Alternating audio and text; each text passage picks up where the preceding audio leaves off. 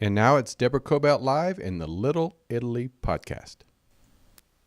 Hi, everybody. Thank you so much for joining us today on Deborah Cobalt Live and our Little Italy podcast. I have a lovely guest joining me today, Stephen Pishner, band leader of the group called AMICI. Terrific music.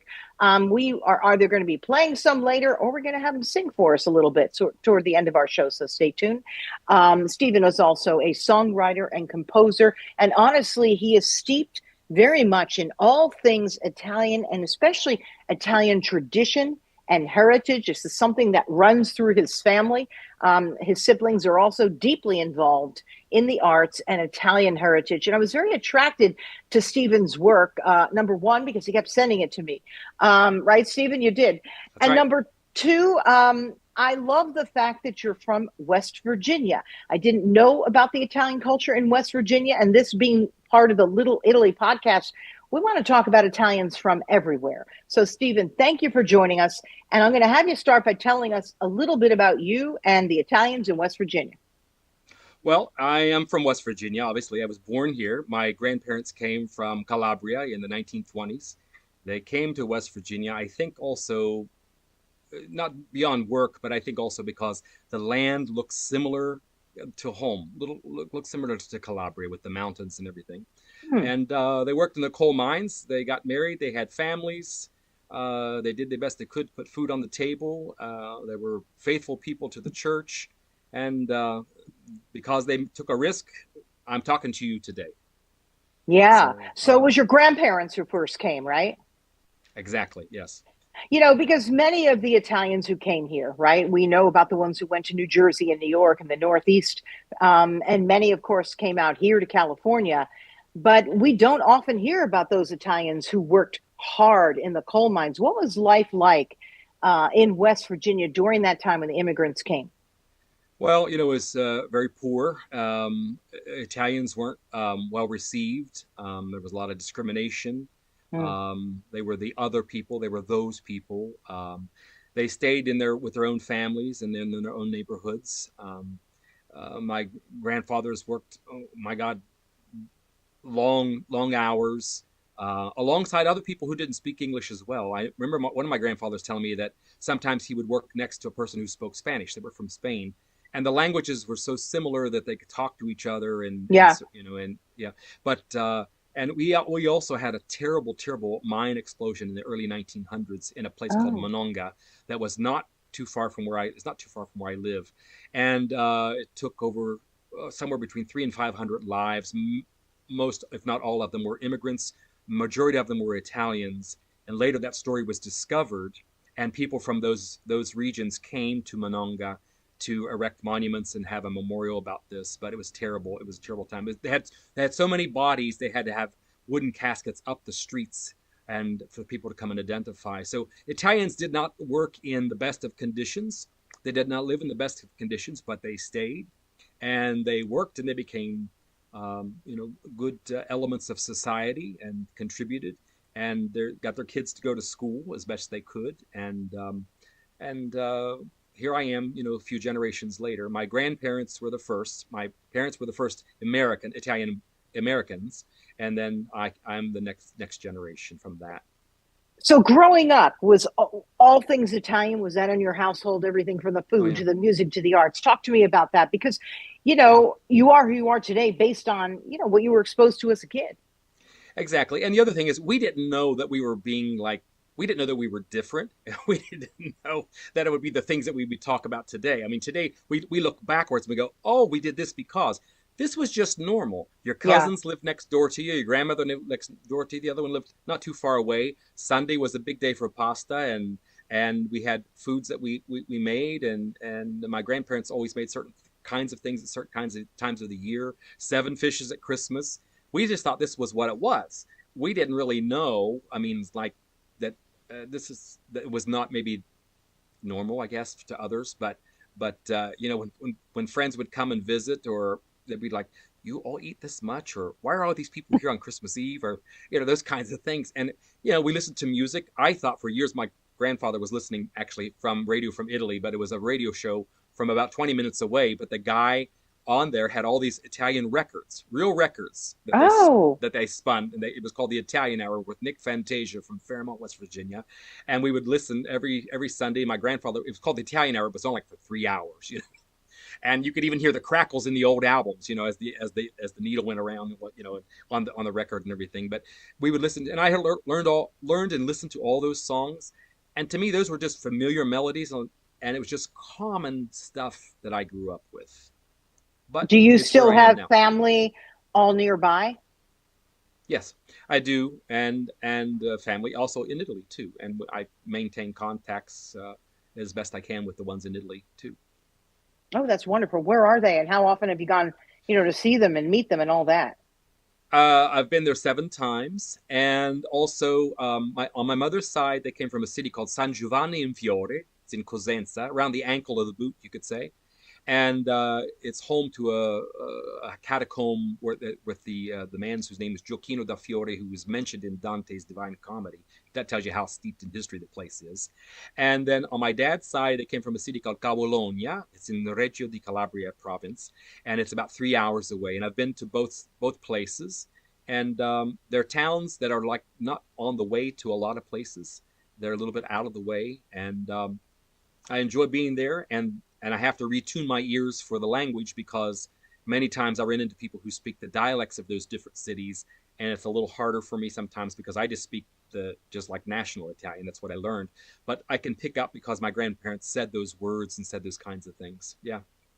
That's incredible. So, you know, talk to me about you and your music talent as a kid. I mean, I mentioned earlier in my intro, your entire family is artistic, right? Your sister, who Correct. I had on, she's incredible when it comes to traditional Italian dance, right? Like I remember she was talking to me about the tarantella. Everybody knows the tarantella, but it's not just the tarantella. There's different types of tarantella, and it's not just the one that we all, you know, hear about and run, you know, and dance to at a wedding, right? There's many different versions. So she's very, very knowledgeable in dance, and you've become that way in terms of our heritage and our music. Talk to me about your group AMICI. When did you start that, and where do you play? What's impressive is, you know, for a guy out of West Virginia, you've also played in the Columbus Day Parade. Not an easy gig to get in New York City, right? Yeah. That's a big one. Correct. So talk to me about AMICI and how that all happened. Well, one year during the Italian festival that began in 1979 here in Clarksburg, in the north central part of West Virginia. About a few years into it, in 1984, I thought, you know, there are a few of us here that we could form a band, and we did. But I had been playing for the festival since it opened. As I started when I was 12 years old playing, and I played every year in some capacity. I did some kind of music, whether it was playing the organ, the piano, playing for dinners, playing for outdoor cafes, and that kind of thing. I played. So in '84, we formed a band, and you know, it kind of took off, and we started to do other kinds of music, especially in addition to Italian music, and we kind of got a name for ourselves. And every year we start playing at the festival more and more and more. And after 7 years in, we finally got to the stage, you know, the main stage, and we played there, and you know, that was good. But it seems like there was always something more I could do with it. I needed to learn more Italian. I worked really, really hard on teaching myself Italian, being in conversations where I could master the language. You know, in those days, we didn't have internet to go look up the lyrics. Right. 99% of the time, the records that you looked on the back, there were no lyrics at all. So you'd listen to them, you'd stop it, you'd write it down phonetically, you'd figure out what does this mean, or cassette tapes or 8 tracks and all those kind of things of those days. So anything I get my hands on, I would just go find those records, and I would just write everything I could, and I would try to mimic the sound and the accent as best I could. And then later on, I got the hang of it, and it got even more believable, at least in my mind. And so then we got to fast forward to 2024. I was talking to a performer friend of mine, Anthony Nunziata, who's from New York, and I said, Anthony, I think we could do this job in New York. He said, what do you mean? I said, the red carpet stage. I said, or at least go and at least play one song, because that's all you have to really do when you're a performer for that thing. You play one song. And he goes, well, here, try calling this person and this person. So some numbers worked, some didn't work, some were dead emails, some were this or that. Finally, somebody called me back. And they said, get me a video. And I got the video to them immediately online. And they said, we'd like to see you on the red carpet stage. And bam, there we have it. We were the first West Virginians ever on that stage to begin with. And that was good for West Virginia. And the people here just rallied around it, people in the city, and people were giving funding to help pay for the cost and things like that, to travel and everything. And it was great. And we went the next year, and unfortunately there was a bad storm, so it was canceled. Ah, This year we're talking maybe we might be actually considered to be actually in the parade coming down the street, because they're reformatting how they're doing things, which is great because I think they keep it fresh. But it was wonderful to be there because there were 35,000 people in the parade alone. There are 1 million spectators down Fifth Avenue, and close to 1 million on television and online. And it was being simulcast in another part of Pennsylvania too. So I'm thinking, like, here we are. We're generations from the people who took the risk to get off the boat so that we have the songs and the traditions to celebrate and sing. And here I am now back in the same city where my grandparents landed, and I've got guys with me who are my friends, and we're singing Italian music, what we do that we think is common here at home, but now it's on stage in the biggest deal for Italian celebration in the entire world. absolutely magnificent. What are some of your favorite songs to play in terms of the Italian genre? Well, I'll tell you what I did that day. They said you have to do one song, and I had to choose one. I'm going, which song do I choose? Come on. Mm. So I thought, there's so many Italian songs, and there's so many people that know so many Italian songs and love Italian music in different ways. But I thought, the songs from Naples, Italy, the songs from Napoli are probably the most world famous when you think about it. And beyond that being world famous, they're also not in Italian. They're in Napolitano. So I thought the biggest one that I knew that, brought the house down when they did the Three Tenors concert was O Sole Mio. So I did this huge rendition of O Sole Mio, and we brought the house down right there on television, and the crowd went crazy, and people were just great about it. And I did that piece because I thought it expresses the most passion I can I can muster up, especially with the high note when you're at the very end, and people were just loving it. Oh my gosh, my family is Napolitan, right? So, when I would tell people that, they're like, what do you mean? Aren't you Italian? That's a whole different conversation, right? It We all is. grew Yes. up, or our families were from different regions, and that's how we cooked, that's how we spoke, that's how we did what we did, right? So I so relate to what you're talking about. Honestly, I Yeah. think some of the best food and music is from that region, but I'm clearly biased because that's where I'm from. Now I'm going to ask you, do you have not me 30 seconds maybe? Can you belt it out for me a little bit of how you did that at the Columbus Day Parade and brought the house down so you could bring the house down for my audience? All right, so I'll give you just the end part here. So it's Mana tu sole, più bello è. O sole mio, sta in fronte a te. O sole mio, sta in fronte a te. Sta in fronte a te. Okay. My parents, God rest their soul, are dancing right now. That was beautiful. That was incredible. I didn't expect that to come out of you. I have to be honest, and I've listened to your music, but to hear you sing to me live was just magnificent, Stephen. Thank you for that gift. Thank you so Thank you. much. That was beautiful. The actual performance of that time you can find on our website. And I was with a girl. I was interviewed by a girl named Giada Valenti, who's a singer from Italy. And so I told her. She said, "What are you going to sing?" I said, "Un classico, a very classic piece."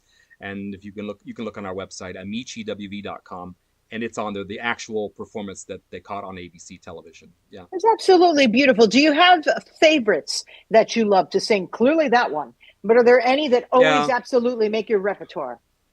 Well, I like this piece, another Neapolitan piece. It's called Dici Tancella Voglie. Just tell her I love her. But it's just so lyrical, and it's what we call in music rubato at the beginning. In other words, you rob the time. It's not really measured out. And it's like, Dici Tancello che sta compagna vostra, caggio perduto che suona fantasia, che penso sempre che tutta vita mia, in cielo volesse dicere ma non ci usaccio di. And it's a great piece, and it has a big chorus, a voglio bene assai, Dicite ce la vuie che non mi scordo mai. E una passione più forte una catena che mi tormenta l'anima e non mi fa campare. Beautiful piece. The words are, just tell her I love her. This guy's in love with this girl. He says, our love is like a chain that can't be broken. And it's just so passionate. Now, when I have the band with me, we really bring the house down on that one too, because it's got some really high notes and some really big pieces. And the band plays these old songs with a contemporary flair to them, but still maintains, you know, the taste of the sauce of them, if you want to say, you know what I mean? And the people just, they soak them up. So it's, I enjoy doing it because, you know what? Years ago, I learned something from a woman who had an Italian dance group from Pittsburgh. Her name was Jane Farrow. She had this group called I Campagnoli. It was a singing dance group, Italian dance group. They wore the different costumes. They researched everything like my sister was doing and everything. And they actually even opened up Epcot when the Italian section of Epcot in Florida years ago. She's been gone for a few years now, but she used to come to Clarksburg every year. And she did an interview one time, and someone asked her a question, and they said, Jane, what would the world be like without Italians? And she said, bland. And I keep thinking, this music makes the world not bland. I love that answer. And boy, is she right. Let's think about that. Everything from our music to our food to our historical context, museums, art pieces. Oh boy, is she right. What would the world be like without Italians? Bland. Oh, that's beautiful. I'm going to repeat that day and night. That's terrific. I love that. Stephen, you're just full of them. Honestly, it's terrific. And people, wait, hang on now. People at the Columbus Day Parade hear this loud and proud. Stephen needs to be on that, on the red carpet or just literally on the parade route. You've got to be doing that this year in 2027. That's 2026. Sorry. You're just terrific. And you know what I like? I like because you're from West Virginia. You're not traditionally from New York, Brooklyn, LA. You're from West Virginia with a rich history of Italian and Italian culture. And that's what really makes you also very special. It's all about what comes from here, right? Correct. Yeah, absolutely beautiful. What were you going to say? I was going to say, one of the things I tell people, just to be inclusive, I tell people, you may not be Italian, but I bet you your stomach is. In the sense that, because food just brings everybody to the table and just makes people just welcome, and it's done with love. And I think the music, I try to do the music with the same kind of feel. When I go and play somewhere, and maybe I do an Italian song, and people are, they may not be Italian. They're like, what is this all about? But I try to do something that is inclusive, because I think, the audience to me is just as much as important as what I do. Because without an audience, there's no need for me to do anything. I can tell you, during COVID, we were supposed to have the Italian festival in 2020, and everything got shut down. Of course, we couldn't have the festival, but we didn't want to leave the people out. So the board of directors of the West Virginia Italian Heritage Festival had a genius idea. We went online, live, virtually every day or every evening. Oh. And we went into this. We have a beautiful theater here that was redone. Actually, Jay Leno was our opening act when we reopened our theater here in Clarksburg. It's Robinson Grand Theater. And so we went in with a camera crew, and a few of us musicians got together, and I brought the band in there, and we played shows just like I would normally play them. It was 1,000 people. But I had that camera in front of me and a monitor, and I acted just as if all these people were in the seats or they were in the streets with us at the main stage of the festival here in Clarksburg, because I just thought, it's just as important. And if you ever come, what I will do, I will have you sit on the stage and watch the people in the street while we play. That's the real show, because it's filled with a lot of young people. You would be very surprised. Teens up through college age, and then all the rest of the folks. And they dance their hearts out for 90 minutes in the streets with us every night. That is very important. In fact, that was going to be my next question. How do we keep the young people to really embrace not just tradition, but bring it into our modern life? And it sounds to me like you just answered that question. They were dancing live, enjoying themselves, getting sweaty, enjoying each other with friends, family, everybody. I think that's everything. And you're like right in the center of that. You're making that happen, right? So what is like the tie between, your generation, our generation, and the young people out there? I think it's the fact that we have this blood that runs through our veins that won't settle down. Yeah. We aspire to we aspire to greatness. We aspire to make it work. We aspire to hit the top. We aspire to make it inclusive. We're uncomfortable if someone doesn't want something to eat. We talk about food and music, but those things empower us to do the other things. And I think just having a good self-image in the sense that we're not puffing ourselves up, but we are lifting up those people who took the risk and the sacrifice to come here, because that's why you and I are talking today. If they didn't, you wouldn't have a podcast. I wouldn't have a band or a place to play and things like that. But I think we have to sing the songs. We have to tell the stories. We have to have the reunions. We have to learn the dances. We have to read the books. We have to have the movies. We have to have good dialogue to say, what is it? And who are we now? How do we adapt? And how do we become useful and relevant in a world that might otherwise discard us or look over us or gloss over us? I think we have to do all those things and be confident and aware of all the possibilities. Where can we do something, not to say, hey, I did this because I'm Italian, but do it because it's the right thing. And then they learn our story. I've noticed, everyone's noticed, there's a resurgence also with young people going to church. People just weren't going. And young people need connection. We need connection. And I think, it's a coming back moment in our society. People are starting to go to church, if at the very least for connection alone, to talk, to have some coffee after service, to dance, to sing.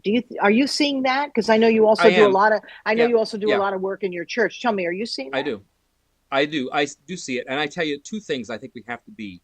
We have to be relevant. Yeah. And we have to be truthful. I mean, it's the same dynamics of what I'm telling you happens from the stage to the people in the street are the same dynamics that happens every time I work in the parish and I do what I do. I do music full time in the Catholic Church in Bridgeport, West Virginia, at a parish called All Saints. It's a very progressive place, and we're seeing a lot of growth, and we have a lot of people coming, and we have a lot of young families and a lot of young kids. And the thing is, when I look out there and I see kids who wouldn't normally be singing in church, but they're singing along to what I'm putting in front of them. If I'm composing it or I'm choosing it, I'm seeing that from different ages. And I'm seeing older folks who tell me, you don't know how long I've waited for this in my church, since the old days, to see a church that's full, singing, generous, and at home with each other. But I think, we have to be relevant. We have to talk about things where the world is today, because that's how the church, and that's how we as Italians in the world, we respond to those things. But we have to do it not in a fakey way or with gimmicks or things like that. We have to say, this happened to me. I think also, I hate to say it in this way, but we got to preach out of our pain. We tell these stories about being Italian out of some of the pain and the struggle that people went through. Even in the churches, we have to preach and talk from our scars and say, this is real, this hurt, but there's more hope and there are more things that are coming from this. We'll rise from this and do better. And I think when churches or festivals or Italian communities or families or just one-on-one with people, the more you're relevant and be good listeners and just be truthful, true to yourself, but not fakey, but real truth. I think those are the things that people really are drawn to. Do you have a bucket list who you'd love to perform for? I can only imagine.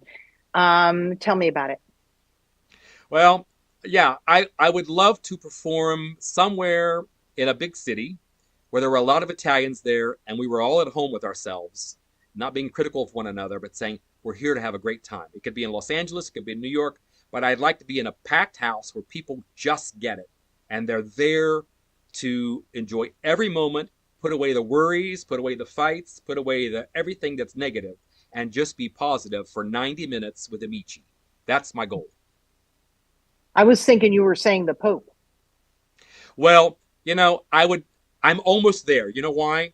A friend of mine went to Rome, and we sent some things to the Pope because she was going to meet him. And we sent a statue, we sent a letter from our pastor, and one of my CDs of the liturgical music that I write. Oh. I would love to perform for the Pope. So he does have my CD. So that's almost bucket listed, but not live yet. I can only imagine. I can only imagine Amici is playing throughout the hallways in the Vatican. Wouldn't that be marvelous?